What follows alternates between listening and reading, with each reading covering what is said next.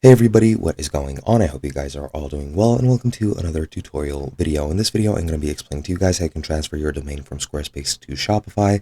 So let's get right into it. Now for this, I'm going to be using this helpful article right over here on this site called Alana Davis, which is actually a really well-made article if we ignore the font, but that doesn't matter. But yeah, I'm going to be using these steps that this person has lined up for us, and I'm going to be taking you through the entire process. Now, the first thing you're going to want to do is prepare your domain for transfer by going into your Squarespace account and going into Home Settings and Domains, and you do it like so. Go into Settings in the bottom left, go into Domains and Email, and click on Domains. And currently, I only have a built-in domain, so I can't transfer it, but I'm going to be taking you through these steps nevertheless. And then you need to click on the domain you want to transfer. In this case, it's going to be this one.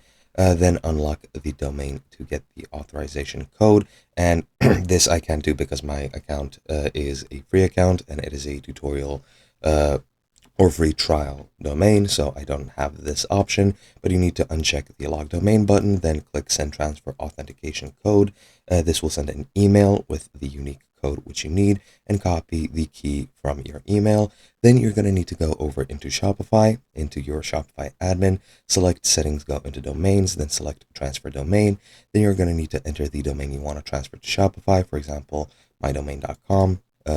You do not need to include the www. Then click next, then click verify domain. And if it is ready to be transferred, you'll see domain unlocked. Then click next. And if you see domain locked, go back to this preparation if you haven't done it yet. Then in the verification code, just enter the authentication code you got on your email. Click next, click buy and transfer. Check the email account associated with your Squarespace account and approve the transfer, which is usually a link or a button in the email. And that's pretty much all you need to do. Hope you guys enjoyed, and I'll be seeing you guys in another video.